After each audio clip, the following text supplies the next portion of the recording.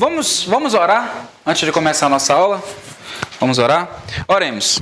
Senhor Deus, muito obrigado, Senhor, por esse dia, pela liberdade que Tu nos dá, Senhor, de ainda falarmos do Teu nome em paz, Senhor, sem perseguições muito severas no nosso país, Senhor. Obrigado porque Tu está nos ensinando, Senhor. Abre a nossa mente, Senhor, para aquilo que Tu quer falar conosco hoje, que a gente possa deixar lá fora, Senhor, lá fora, embaixo do banco, em qualquer outro lugar, Senhor, qualquer coisa que possa atrapalhar o nosso entendimento, Senhor, porque a gente quer Te ouvir, a gente quer aprender de Ti, Senhor. É por isso que estamos aqui, Senhor. Abençoa cada um que está aqui, Senhor. Eles poderiam estar fazendo qualquer outra coisa, mas decidiram a melhor coisa, a melhor parte, que é estar ouvindo a Tua palavra, Senhor. E eu Te louvo pela vida de cada um deles. É isso que eu Te peço, Senhor. Nos abençoa nessa aula. Em nome de Jesus. Amém.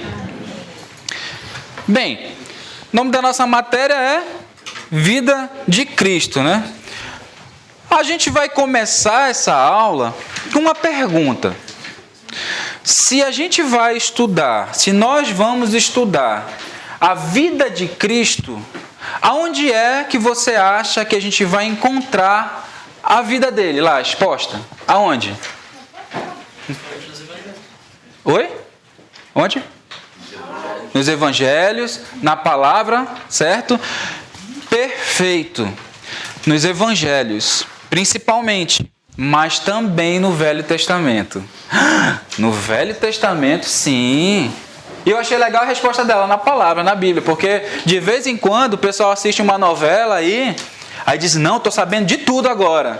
Ei, a novela tem um monte de romance, tem um monte de coisa que não está na Bíblia, que eles preencheram, enxertaram, que era para dar conteúdo, volume ali a novela, a história. Então, por favor, novela não é base para nada, tá? A base está aqui, aí você assiste a novela e retenha só o que presta, tá? Por favor. Então, no Novo Testamento, mas na Bíblia toda. Jesus está na Bíblia desde o versículo 1. Gênesis 1:1. Aí você diz, como assim? Nós vamos ver isso daí. Mas eu não vou me aprofundar nisso que eu vou falar agora, mas porque isso seria algo para uma outra matéria, um negócio mais a fundo. Mas se você pegar a Bíblia, deixa aqui. Tira a Bíblia. Nós ainda vamos encontrar a história de Jesus em vários locais. Nós vamos encontrar a história de Jesus com historiadores do primeiro século, falando de Jesus, nas cartas antigas de imperadores e reis, falando de Jesus. Nós vamos encontrar e documentos não cristãos, falando de Jesus. Tem um historiador judeu, ele não é cristão, o nome dele é Joséfo, que lá ele fala de Jesus, ele menciona os seus ensinamentos. Então, Jesus foi tão importante na história da humanidade que hoje quem está na escola ainda, ou quem já foi da escola, sabe que isso aqui aconteceu antes de Cristo e depois de Cristo, para a gente ver a importância de Jesus no mundo. Jesus está marcado na história e não há como refutar essa informação. Em vários documentos, como eu falei, tem os seus ensinos, é como se fosse uma certidão de nascimento de Jesus. Esses escritos, esses documentos não cristãos. Aí os verdadeiros estudiosos, até ateus, não estou falando dos à toa, mas os ateus, até mesmo eles já reconhecem, não, olha, não tem jeito, Jesus realmente existiu, ele esteve aqui. Eles podem até não acreditar que ele é o Filho de Deus, que ele fez milagre ou qualquer outra coisa. Eu já vi gente falando, não, Jesus foi um homem muito iluminado, Jesus foi, como é que eles falam? Uma personalidade muito forte e tal, mas não dizem que é filho de Deus, que foi filho de Deus. Ok, isso é uma opção deles, não, é um problema que eles vão resolver em breve. Mas até mesmo eles não conseguem esconder que Jesus existiu. Mas não vamos entrar muito nisso, nós vamos ficar com a Bíblia, com o que está aqui na Bíblia, porque essa é a nossa base e é nessa base que nós fizemos toda essa matéria. Mas é só para dizer para você que não adianta. Jesus existiu, isso é comprovado e mais do que comprovado em vários documentos que a gente pode ver aí pela história da humanidade. A Bíblia, ela foi toda inspirada por Deus. Alguém discorda disso? Não, né? Eu espero, porque a palavra de Deus diz isso, que ela foi inspirada por Deus. E uma das provas é que a Bíblia tem uma unidade. Ela tem uma unidade perfeita, ela é toda perfeita. Ela foi escrita desde Gênesis até Apocalipse, o período todo que a Bíblia foi escrita, durou mais ou menos 1,5 milênio. É muito tempo, é muito tempo. Mas ela tem uma unidade, ela tem um roteiro central. Qual o roteiro da Bíblia central? A perdição do homem, a redenção, a salvação por meio de Jesus, o retorno de Jesus e a nova vida. A Bíblia toda, ela de capa a capa, ela conta esse roteiro central. E se ela fosse se contradizer, é incrível como ela não se contradiz em todo esse tempo que foi escrita. Ela não tem contradição. Então é para ver como Deus é perfeito, como Ele, através dos livros da Bíblia, Ele mostra a verdade, né? A gente não tem como... E em todos os livros da Bíblia, em todos, você encontra Jesus. Aí você diz, em todos? Como assim? Em todos os livros a gente vai encontrar uma referência de Jesus. Em algumas oportunidades a gente vai poder ver Jesus em pessoa, no Velho Testamento inclusive. Em outras oportunidades nós vamos poder ver profecias falando de Jesus. Você vê claramente que ele está falando de Jesus. Então Jesus ele vai aparecendo em vários episódios da Bíblia. Em Cantares, por mais incrível que possa parecer para você, tem Jesus ali. Você vai, se você estudar Cantares direitinho, você vai ver Jesus ali dentro. Em Salmos, então, alguém duvida que em Salmos fala de Jesus em algum momento? Não, tem versículos, tem salmos inteiros que falam de Jesus quase. Por que isso é importante? Para que eu quero saber disso? Que Jesus tinha no Velho e no Novo Testamento. É porque isso mostra que o nascimento de Jesus ele não era uma surpresa para os judeus. Os judeus estudiosos eles já sabiam que Jesus viria, que o Messias viria, mas algumas coisas eles não entendiam. Por exemplo, lá em Isaías, por que aquele sofrimento todo? Por que ele tinha que ser crucificado? Então, algumas coisas os judeus não entendiam. Por isso que até hoje, você sabia que tem judeu que está esperando a vinda do Messias? A gente está esperando a volta. Eles estão esperando a vinda ainda. Por quê? Porque eles ainda não entenderam que ele já veio e que ele vai voltar. Mas estão esperando, graças a Deus, pelo menos estão esperando. E todo esse material da Bíblia, todos esses livros, eles convergiam para mostrar que Jesus viria em breve. Mas eu queria que você abrisse a sua Bíblia aí em Gênesis capítulo 1, versículo 1. Espadas para o ar. Pois isso aí foi fácil, né? Gênesis 1, 1. De manhã quase que eu não consigo, porque minha mão estava congelada. Eu não conseguia nem dobrar aqui a página. Mas abra a sua Bíblia, ou o seu tablet, ou o seu MacBook, ou seu, sei lá o que você tem aí. Abra em Gênesis 1:1. Vamos ler. No princípio, todo mundo sabe esse versículo, né? No princípio Deus criou os céus e a terra. Ponto. Jesus está aí. Aí você, aonde? Jesus está aí. Vou explicar por quê. O hebraico ele é uma língua tão fantástica que uma palavra ela poderia significar várias coisas e também várias pessoas. E essa palavra Deus aí que está no versículo, lá no hebraico é Elohim, ou Elohim, como a maioria das pessoas conhece. E essa palavra Elohim é plural. É uma palavra plural. Aí fica mais claro se a gente for voltar lá em Gênesis 1, lá no versículo 26, a gente vai clarear mais ainda essa informação. Lá no versículo 26 do capítulo 1 de Gênesis. Aí ele disse assim: então disse Deus, então disse Elohim, façamos o homem a nossa imagem, conforme a nossa semelhança. Tem mais de um. Não é uma pessoa só. Ou seja, é plural. Quando Deus estava criando o homem, estava quem lá? Deus Pai, Deus Filho e Deus Espírito Santo. Então, Jesus estava lá na criação. Aí, para matar de vez, a gente vai lá em João, abra lá sua Bíblia em João, capítulo 1, versículo 1, que para mim era para ser o primeiro livro dos evangelhos. Que aí completava o primeiro versículo do Velho e o primeiro versículo do Novo. Olha só como é que está lá. Todo mundo também já leu esse versículo muitas vezes. No princípio era aquele que é a palavra, o verbo, que é Jesus. Ele estava com Deus e ele era Deus. Aí ainda fala mais assim, ó, no versículo 3. Todas as coisas foram criadas por ele, por intermédio dele. E sem ele, nada do que existe teria sido feito. Pronto, matou. Jesus fez todas as coisas, ele estava lá na criação. Então, você já encontrou Jesus aí, lá no Velho Testamento, já de cara, né? De cara. Então, Jesus está em toda a Bíblia, não só no Novo Testamento. Aí você vai pegar agora a sua apostila. Tá? Quem não pegou a apostila está aqui na frente, tá? Vou passar aí de novo aí, aqui, ó. Tá? Vai passando aí, por favor. Você vai pegar a sua apostila e você vai preencher algumas coisinhas aí, tá? A história da vida de Jesus encontra-se em toda a Bíblia. Acho que alguém até já deve ter preenchido aí, tá? Toda a Bíblia. Eu falei toda a vida, né? Toda a Bíblia. Toda a Bíblia.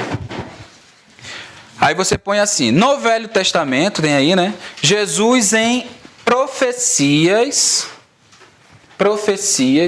E se tiver um espacinho que eu acho que tem, você coloca assim, e aparições. Jesus em profecias e aparições. Ok aí? Posso continuar?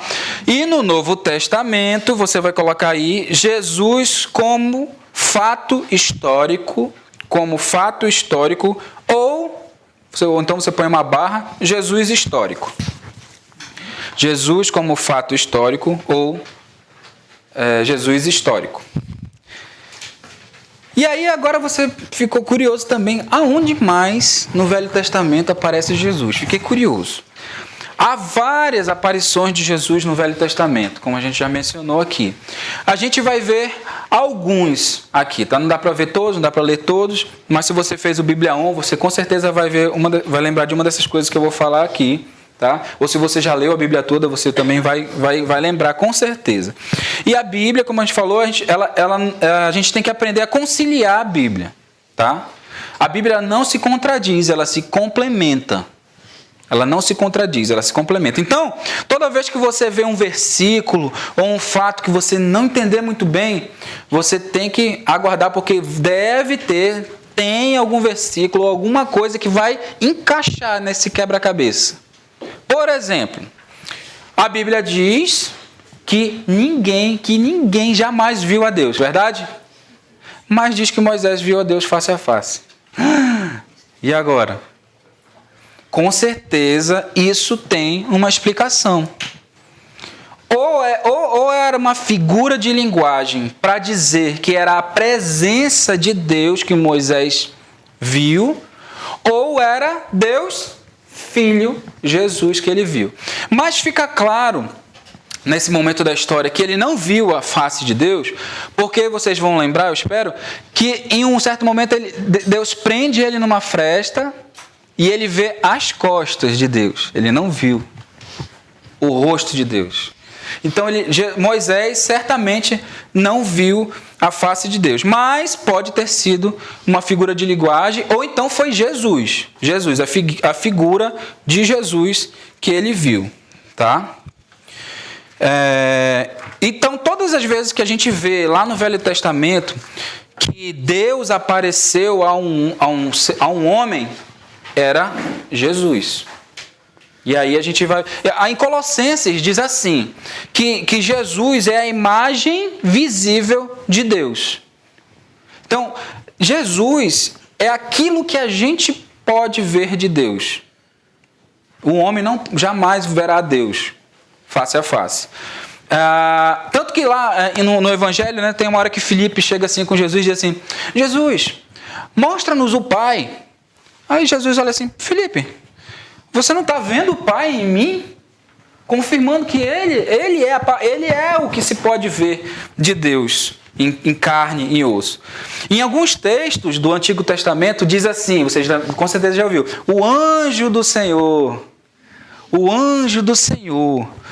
Esse era Jesus, era uma aparição de Jesus no Velho Testamento. E como que a gente sabe? Porque se você prestar atenção, quando aparece essa informação de o anjo do Senhor, ele aceitava louvores, ele perdoava pecados em algumas situações. Anjos não aceitam louvores. Anjos normais são proibidos de aceitar louvor. Tanto que você vai lembrar também lá em Apocalipse, tem uma hora que João vai se prostrar diante do anjo. O anjo, para! Sou servo como você, adore a Deus. O anjo ficou super preocupado com essa história aí. Ia pegar a justa causa por causa de João, já pensou? Ia ser demitido. Pare com isso. Então, anjos normais não aceitavam louvor e não perdoavam pecado. E, em alguns momentos, o anjo do Senhor perdoava o pecado. E essa era uma das maiores brigas dos fariseus com Jesus. Eles tinham muita raiva disso, porque Jesus perdoava pecado. Aí eles falavam, como assim? Quem é que perdoa pecado, se não Deus? Então, mais uma prova de que Jesus era o Filho de Deus. E aquilo irritava demasiadamente aos fariseus. Era uma das coisas que fez com que eles quisessem que crucificassem Jesus. A gente pode ver isso nos evangelhos. Vamos ver alguns exemplos do que lá no Velho Testamento aparecia Jesus. Abra sua Bíblia lá em Gênesis 32, do 26 ao 30. Gênesis 32, do 26 ao 30. Vamos ler. Então o homem disse, deixe-me ir, pois o dia já desponta.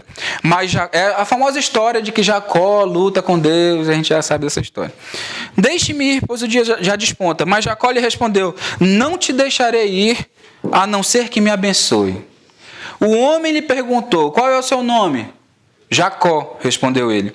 Então disse o homem, seu nome não será mais Jacó, mas sim Israel, pois você lutou com Deus e com homens, e venceu. Prosseguiu Jacó, peço-te que diga o teu nome. Mas ele respondeu, por que pergunta o meu nome? E o abençoou ali. Anjos não abençoavam, quem abençoa é Jesus. Então, aí é uma aparição de Jesus física. Ele apareceu ali para Jacó. É engraçado, a gente pergunta assim, por que ele estava lutando com Deus? Como assim? Eu tenho um filho pequenininho, o Lucas, uma figura. De vez em quando eu brinco com ele de briga, eu derrubo ele na cama, eu fingo que ele me derrubou e não sei o quê, mas eu estou brincando com ele, se eu der um peteleco nele, ele chora. Mesma coisa, acho que Jesus estava lá brincando, não sei o que, aí depois, tocou na coxa dele, já era. Jesus estava ali. Em Êxodo, também, outra aparição você pode anotar aí, em Êxodo 24, de 9 a 11, fala aquela história de que Moisés e os líderes de Israel viram a Deus, né, em glória e tal. Provavelmente bate muito com esse texto aí, bate muito com a informação, parece muito com a informação de como João viu Jesus lá em Apocalipse, cheio de glória e poder, e toda uma vestimenta branca. Então bate muito com essa informação. Então provavelmente era Jesus, não era Deus Pai. Em Juízes 6, de 11 a 24, Gideão aparece lá, o famoso anjo do Senhor aparece de novo. Em Daniel, capítulo 3, versículo 25, aparece aos amigos dele lá na fornalha. Quem sabe dessa história da fornalha? Aí aparece um homem lá dentro, aí Nabucodonosor fala, olha, parece um filho de Deus, parece um Deus, mais ou menos assim que ele fala. Era Jesus ali no meio. Não era Deus Pai, era Jesus ali andando com eles. Por isso que eles nem se chamuscaram. A Bíblia diz que nem pegou nenhuma faísca de fogo nas roupas deles. Então, aqui só alguns exemplos das aparições, mas tem várias, a gente podia passar aqui à noite aqui falando sobre isso, mas não é bem o objetivo. E aí nós vamos começar agora, tem na sua apostila, a estrutura da sociedade no tempo de Jesus. Antes de eu falar disso, só para lembrar, vira sua apostila para trás, tem um mapa aí, tá? Esse mapa é igual esse aqui, ó. tá? Bonitinho. Traga sempre esse mapa nas próximas aulas, porque você vai anotar, você vai riscar, você vai colocar vai escrever, vai fazer as suas anotações em relação ao mapa. A gente vai ver esse mapa aqui, você vai saber cada coisa, os locais, as áreas, e você vai ter que saber isso por cada prova. Mas vai ser fácil, vai ser fácil. Nós vamos entrar agora em como estava o mundo no tempo de Jesus. Aí você vai pegar sua apostila aí, vai preencher mais um pouquinho aí, ó.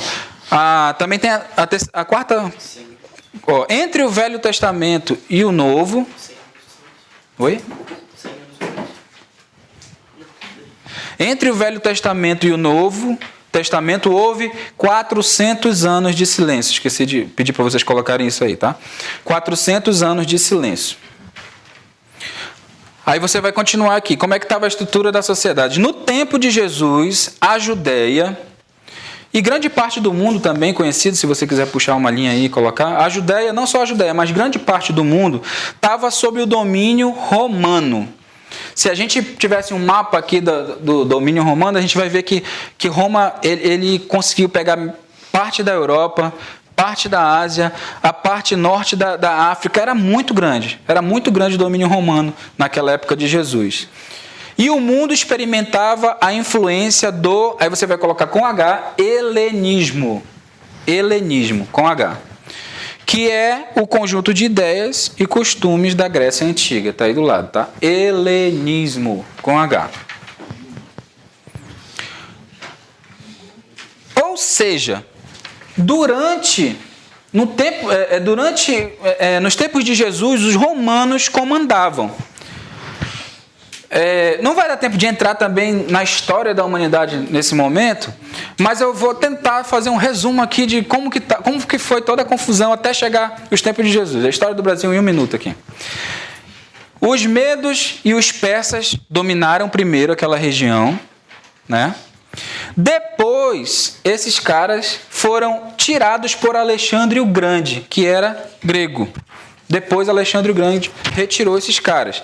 E Alexandre o Grande espalhou a cultura helênica, ou seja, a cultura grega, pelo povo, por aquela região toda ali. E eles dominaram durante muito tempo. Imagina só, muito tempo de uma cultura, de rituais e de costumes de uma civilização que não é a sua.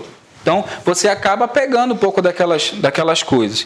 Depois veio Roma e conquistou aquele território. Conquistou o território da Grécia, conquistou tudo aquilo ali. Só que Roma foi esperta. O que ela fez? Já tinha uma cultura, já tinha uma língua que unificava. Ele deixou porque aquilo facilitava para eles também. Provavelmente, Jesus falava grego também. Provavelmente. Porque o grego... Ele devia falar o hebraico, o aramaico e provavelmente falava o grego. Olha, Jesus era top, a pessoa trilingue já de cara. Porque o grego naquela época é como hoje é o inglês. Se você for lá na Itália, eu ainda não tive essa oportunidade, mas eu sei que é assim, algumas pessoas já foram lá. Você vai lá na Itália, o cara fala italiano, mas também fala inglês. Você vai lá na Grécia, o cara fala grego, mas fala inglês. Você vai na Alemanha, o cara fala alemão, mas fala inglês. Então o inglês ele unifica o mundo, não tem jeito, não adianta ter raiva. É assim. E era assim também na época de Jesus. Então era a língua que dominava, que unificava os povos. E aí eles acabaram aprendendo aquela cultura e língua mas era o Roma que comandava toda aquela região, tá? E isso é importante você saber, você anotar, porque a gente vai conseguir entender o porquê de tanta coisa. Lembra os 400 anos de silêncio?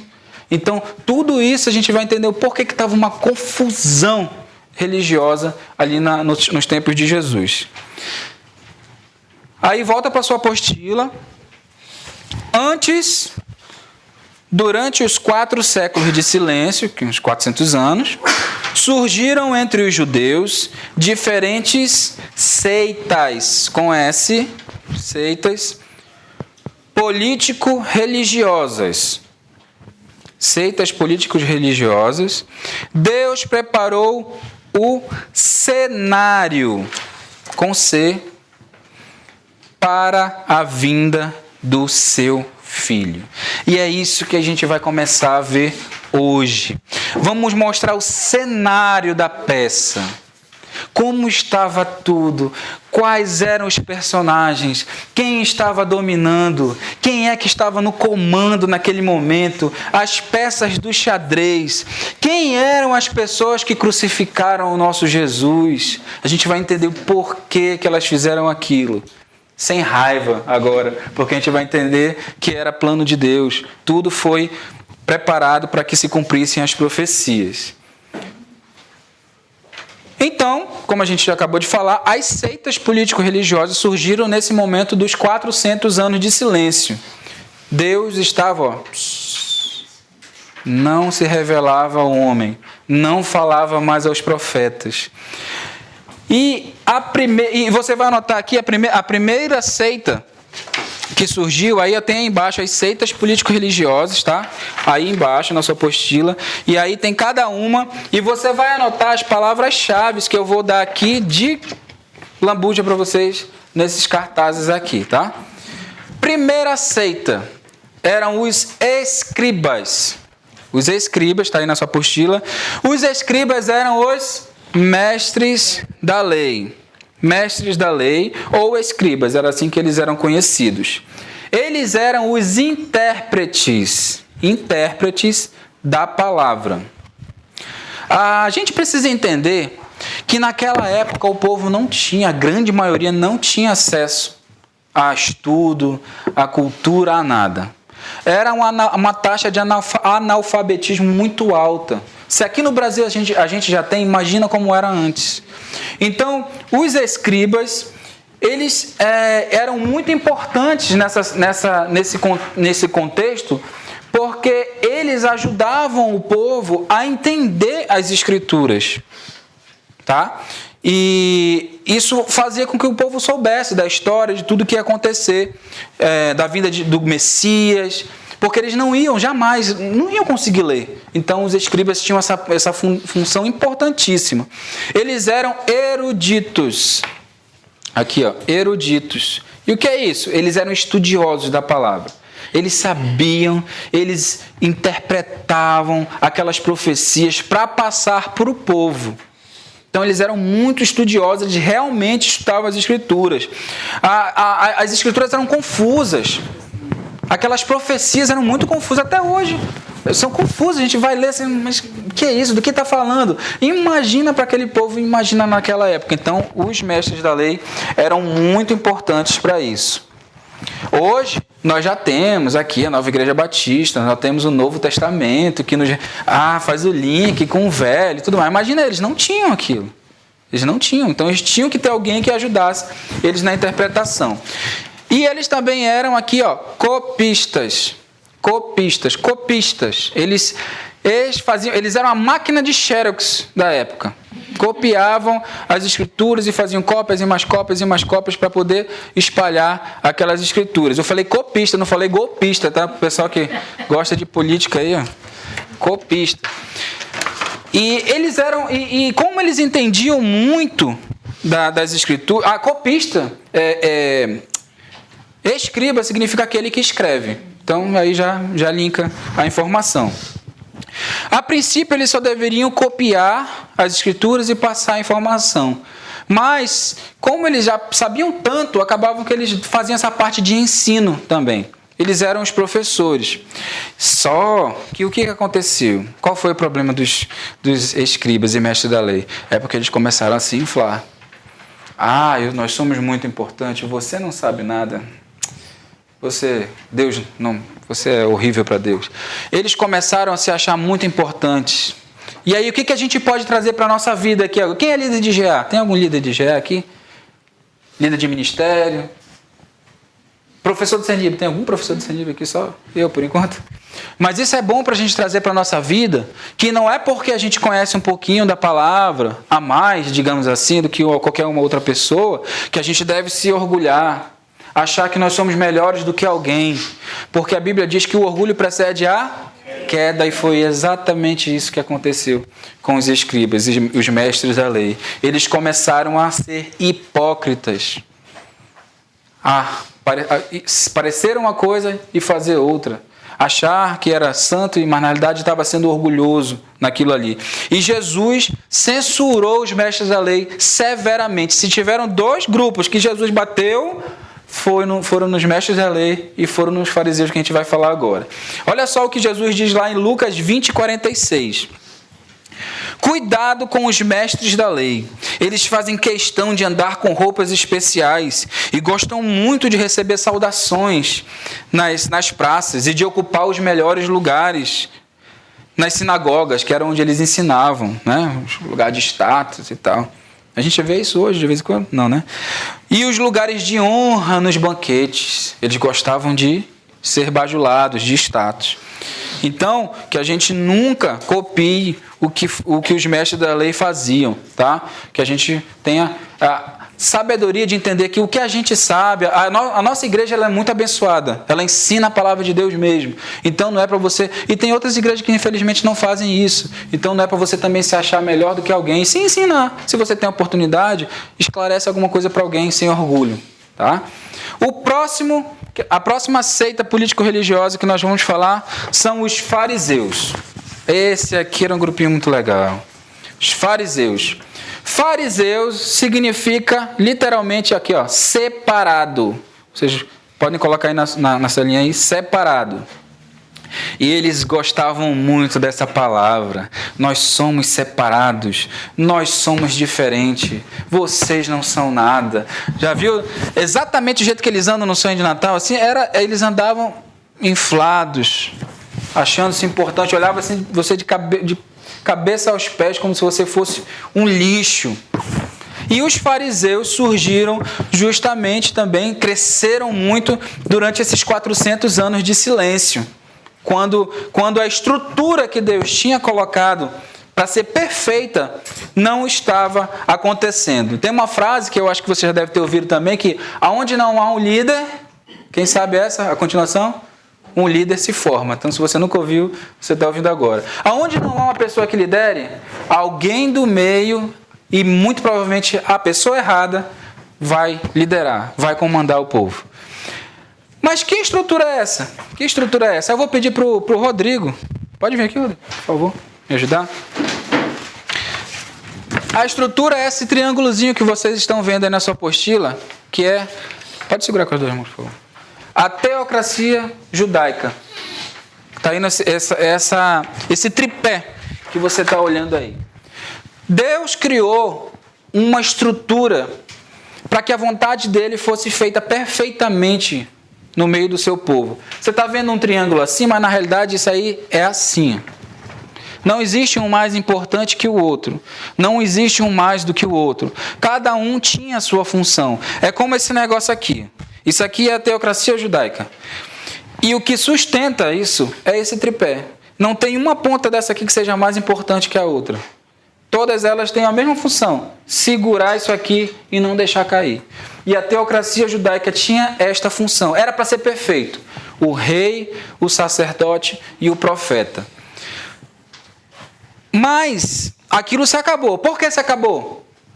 Não existia mais rei. Quem estava comandando lá a história? Roma. Então não tinha mais o rei dos judeus. Os profetas... Já o Deus não estava falando com eles. Eles não estavam tendo a função dele. Deus estava em silêncio. Os sacerdotes só tinham peça rara. Hipócritas, orgulhosos, ajudaram a crucificar Jesus. Então, teocracia. Quem sabe o que significa teocracia? Deus manda. E democracia? O demônio manda. Não, brincadeira. O povo manda. Que é quase a mesma coisa, né? Como se fosse, né? Então Deus criou o rei, o profeta e o sacerdote, e cada um tinha a sua função. O rei, ele não era o bam. Mandou, vai fazer. Não. Ele tinha a função dele. O rei tinha a função executiva de liderar batalhas, de conquistar territórios. O profeta, ele tinha a função de levar a palavra de Deus para o rei. Lembra da história de Davi, quando ele pecou com Batseba? Quem foi lá puxar a orelha dele? O profeta. O nome dele? Natan, legal, vocês sabem. Eu perguntei isso lá em Manaus, ficou só os grilos lá. Eu falei, Natan, muito bem, vocês estão sabendo. E o sacerdote, ele executava as leis de Deus, os rituais, os sacrifícios que apontavam para Jesus. Se você for ver aqueles tipos de sacrifícios, todos apontavam para Jesus. Então, quando essa estrutura se desmontou, ela quebrou, porque a sociedade, o povo estava dominado por outro povo, por outra cultura, por outros rituais. Com certeza outros rituais foram entrando na cultura judaica, aquilo perdeu sentido. Imagina só, Deus estava em silêncio com seu povo. Se a gente deixar de meditar um dia, já não fica estranho? Se a gente deixar de meditar uma semana, já começa a querer bandidar, né? Imagina 400 anos sem ter contato com a palavra de Deus, sem ter contato com uma informação de Deus. Aquele povo estava todo perdido. Jesus disse assim, que meu povo se perde porque não tem comando, são como ovelhas sem um pastor. Jesus falou isso. Então, obrigado, amigo. Então surgiram, durante esse período aí, os fariseus. Eles assumiram o comando. Não tinha o rei, não tinha um profeta, não tinha um sacerdote, então vamos tomar conta dessa história aí. Então eles eram conceituados, pode anotar aí, conceituados e numerosos. Era a maior seita. Pode colocar um detalhe aí que talvez, né, seja um spoiler da prova. A maior seita. Eles eram numerosos. E eles também eram, muito interessante isso aqui, espiritualistas. Espiritualistas. Por quê? Porque eles acreditavam no plano espiritual. Eles acreditavam na ressurreição dos mortos, eles acreditavam em anjos, eles liam as escrituras, eles entendiam as escrituras, então eles sabiam que aquilo era verdade. Eles acreditavam nesse plano espiritual que tinha nas escrituras. E essa informação vai se opor justamente a uma outra seita que nós vamos daqui a pouco falar, que eles não acreditavam nessas coisas aí. E agora, uma informação, por mais que você não entenda, não queira acreditar, que você bata seu pé, mas existiam bons fariseus. Chega, fez o silêncio. Existiam bons fariseus. E temos um exemplo bem clássico, é de Paulo. O apóstolo Paulo era fariseu. Aí você fala, mas ele perseguia os cristãos. Sim, ele perseguia. Mas ele diz lá, eu perseguia, porque eu queria que as escrituras fossem cumpridas, que a lei fosse cumprida. É por isso, porque eu tinha zelo, porque eu queria que a palavra de Deus... Era o entendimento de Paulo. Mas Deus se revelou a ele e ele mudou o curso dele. Mas ele era um bom fariseu. Ele não fazia aquilo por status como a maioria. Ele não fazia aquelas coisas. Ele não era fariseu para se achar alguma coisa. Realmente, Paulo queria acertar. Assim como tem cristão que é bandido, tem os que querem acertar, mas fazem besteira. E aí Deus vai ajustando. Paulo era assim também. Então, ele fazia com zelo. E os fariseus, se teve também uma turma que Jesus bateu, metralhou, foram os fariseus. E por isso também eu acho que os fariseus fizeram de tudo para Jesus ser crucificado, porque foi uma briga ferrenha. Jesus batia mesmo nos fariseus e nos mestres da lei. Eles tinham todo um ritual para comer, um ritual para se vestir, não se juntavam com fulano e beltrano. Eles eram muito orgulhosos mesmo.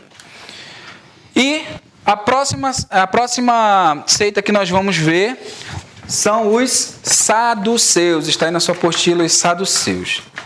Ao contrário dos fariseus, os saduceus eram aqui, materialistas. Materialistas. Sempre existem aquelas religiões que são mais materialistas, né? Os saduceus eram céticos. Eles eram céticos, eles não acreditavam em anjos, eles não acreditavam em ressurreição dos mortos, e isso, principalmente essa questão de eles não acreditarem na ressurreição dos mortos, é o que batia de frente com o que Jesus ensinava. Jesus ia ressuscitar, Jesus ressuscitou Lázaro, então isso batia de frente com o que Jesus ensinava. Eles não acreditavam em uma vida após a morte, eles achavam que você morreu, ficou por aqui, você era uma árvore, né? Você só nasce, cresce, dá fruto e vira pó, eles achavam isso. Eles não eram religiosos, mas eles eram aqui, ricos. Anote aí, eles eram ricos. E você sabe, né? Quando rola grana, a pessoa já é vista com bons olhos, já é dado um pouco mais de atenção a ela, erroneamente, mas é assim que funciona na maioria das vezes. E tem igreja que aceita o cara só por causa do dinheiro dele. Graças a Deus a nossa não é assim. Mas tem um pastor que conta uma história de que tinha um cara na igreja dele que ele era, só esse cara, ele era metade ou mais da oferta da igreja. Só esse cara. Mas o cara era um bandido. Traía a esposa, fazia maracutaias por aí. Ele descobriu, o cara não quis se ajeitar. Ele falou, amigo, perdeu metade ou mais da oferta. Mas Deus abençoou depois. A igreja dele continuou crescendo. Porque não é o dinheiro que vai fazer a pessoa ficar. E não é a bandidagem também que vai fazer a pessoa sair. Mas se ela tiver o coração pronto para se arrepender, para voltar, para dar um 360 na vida, aí ok. Mas se o cara quer só ficar traindo a esposa e não quer sair daquilo, não. A Bíblia diz que é para entregar para quem? Quem sabe? Para Satanás. Pesado, mas é o que a Bíblia diz. Eles eram também livres pensadores. Os saduceus eram livres pensadores. Eles eram os filósofos da época, tá? Os saduceus. Ok? Vamos para a próxima seita. A próxima seita eram os zelotes. Os zelotes, eles eram extremistas. Pode anotar aí, extremistas. Os zelotes, eles eram o Estado Islâmico da época. Sério? Vocês vão ver que eles eram. Eles eram o Estado Islâmico da época.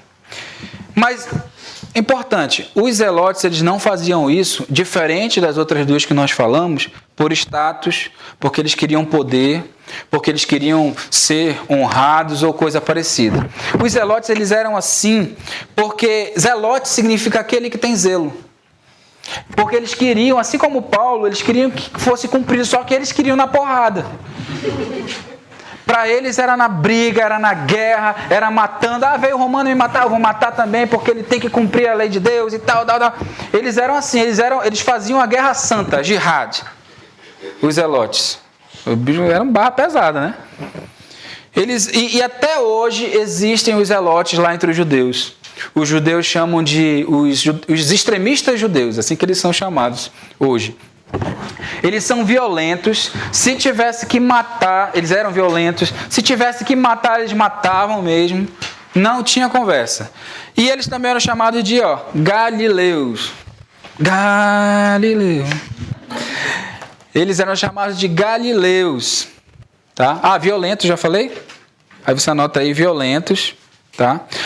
E olha só, eu vou logo falar isso aqui para eu continuar. E eles eram fanáticos, tá? Pode colocar aí, fanáticos. E olha só, uma coisa ruim que acabou acontecendo por causa dos zelotes.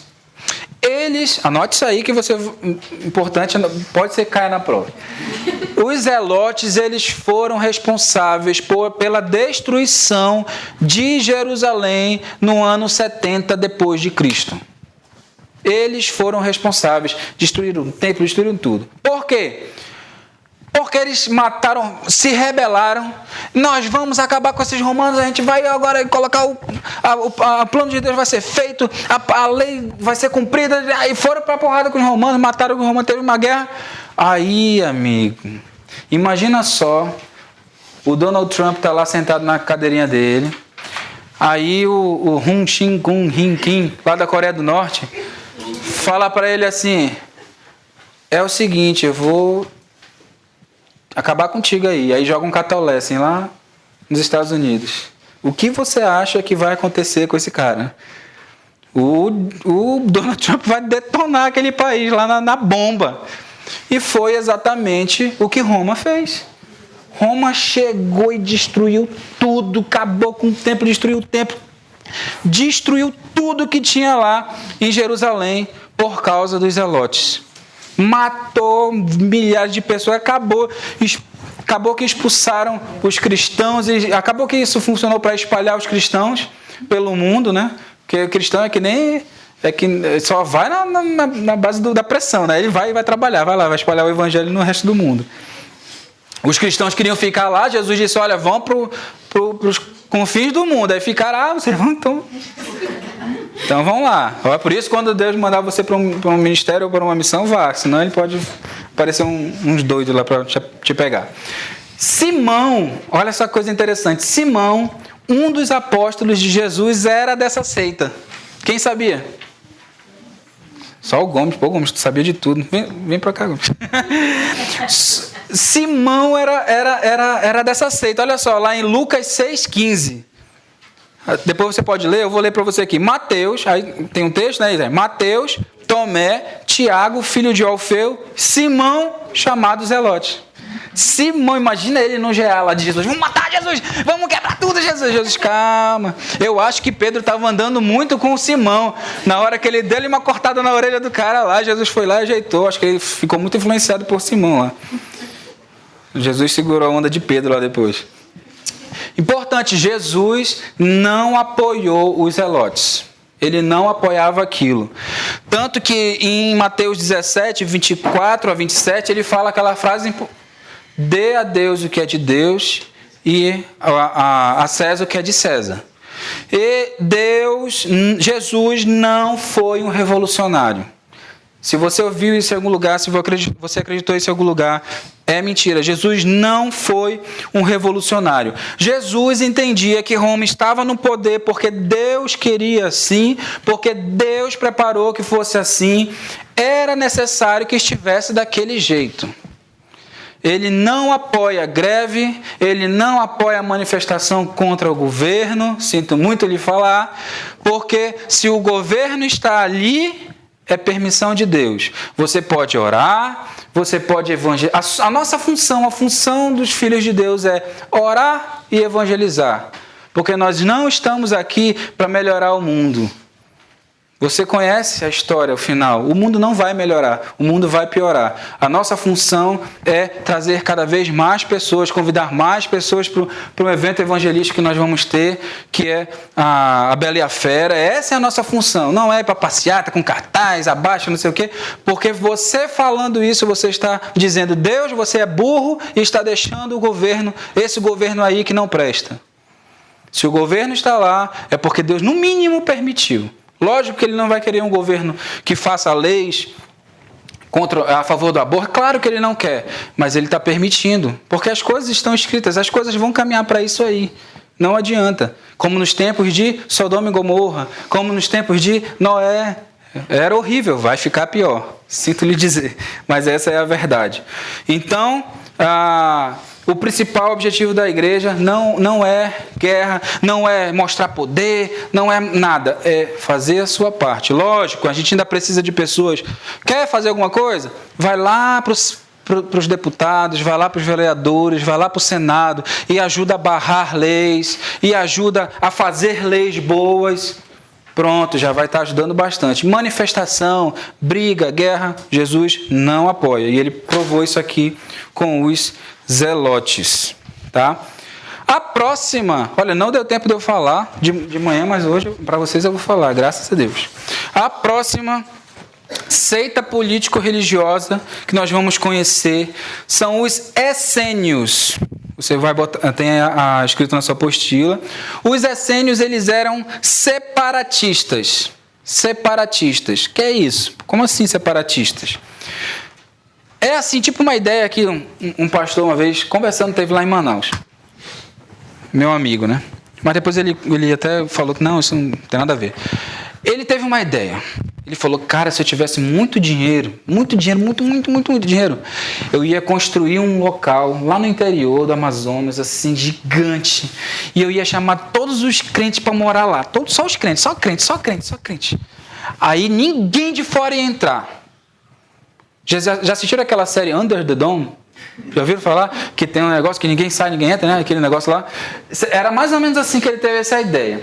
Aí ele falou: ninguém não vai ter mais roubo, não vai mais ter estupro, não vai mais ter corrupção. E tem mais, quem fizesse, a gente jogava lá fora. Só tem um problema nessa ideia. Não é isso que Jesus quer. Ele não quer, ele diz assim: eu não oro para que você os tire do mundo, não é verdade? Mas oro para que você os livre do mal. Nós temos que permanecer aqui. Não adianta você querer ir lá para o interior. Tem uma cidade lá no interior do Amazonas que é Mucajá o nome. Eu não conhecia. Só conheci porque o cara falou, não, quando for a época da tribulação eu vou lá para Mucajá. Aí eu falei, onde fica isso? É por isso que eu vou para lá. que ninguém sabia onde é que ficava. É esperto ele, né? Mas não é essa. A nossa missão aqui é combater, é ir nadar contra a maré, evangelizar, criar bem os nossos filhos e fazer a vontade de Deus. Não é nos separarmos do mundo, tá? E os essênios também, ó, eles eram místicos. Por quê? Como eles eram separatistas, eu vou falar logo isso aqui, que aí você vai linkar a informação. Eles se isolavam em regiões desérticas, tá? Você pode colocar aí deserto. O que aconteceu? Eles se isolaram e começaram a colocar rituais dentro do cristianismo, digamos assim, da época, com um pouco de magia, de misticismo, de macumba mesmo, dizendo bem claro. Negócio estranho, coisas estranhas que não condiziam com o que Jesus ensinava, com o que Deus ensinava para o povo dele. Então aquilo foi uma coisa negativa e aí acabou que eles viraram uma seita, porque tudo aquilo que vai contra a palavra de Deus é seita, tá? Por mais difícil que seja você conceber. Se o pastor Jefferson um dia endoidar e começar a falar que tem que fazer uma simpatia meio doida, você já fica aí, fica ligado. Mas eu tenho certeza que isso nunca vai acontecer, porque o pastor Jefferson é um homem de Deus. Isso aqui é muito importante. Eles foram responsáveis por guardar com eles os manuscritos do Mar Morto. Os manuscritos do Mar Morto. Quem já tinha ouvido falar dos manuscritos do Mar Morto? E dos manos mortos do Mar Cristo? Não, porque não tem. Tá? Não existe isso. Em 1948, um pastor de ovelhas estava andando próximo ao mar, perto do Mar Morto. Aí ele viu uma caverna e entrou. Eu fico pensando, o que faz uma pessoa passeando uma caverna? Vou entrar. O que passou pela cabeça dele, né? Será que ele deu um desarranjo? Foi fazer como outra coisa? Não sei. Eu só sei que ele entrou naquela caverna. E começou a cavar. Por que essa criatura começou a cavar para dentro de uma caverna? O que tinha na cabeça dele? Será que ele estava assim, ele começou a cavar? Enfim, eu sei que ele achou um vaso de barro. Aí cavou, tirou esse vaso de barro. E dentro do vaso de barro estava cheio de papiros, de escrituras. Aí tinha lá pedaços dos livros do Velho Testamento, Isaías, Jeremias, estava tudo lá dentro, tudo perfeito, cópia perfeita, fiel ao que a gente hoje estuda. Então isso foi um tapa na cara dos que diziam que isso é mentira, esse negócio de Isaías, Jeremias, isso aí foi escrito pelos monges católicos, não sei aonde, eles inventaram essa história, porque não tinha uma referência antiga a essas escrituras. Aí Deus foi... Nome do pastor? Não falei aqui o nome dele, mas eu posso na próxima aula te trazer. Mas foi 1948, vou atrás, vamos já descobrir. Será que foi o pastor Jefferson? Não. Então, sei lá, Deus fez aquele cara entrar naquela caverna ali e achar esse troço. Aí o que esse cara fez? Ele pegou e vendeu. Vendeu para os ingleses.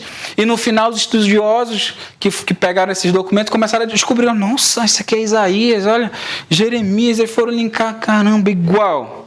Então, não tem mais conversa para quem diz que a Bíblia é mentirosa, que foi alguém que escreveu da sua cabeça. A Bíblia foi toda inspirada por Deus, e Deus foi perfeito, maravilhoso, tanto que Ele reservou que essas pessoas encontrassem esses livros antigos, para que não se pudesse mais opor à verdade, que a Bíblia é a palavra de Deus.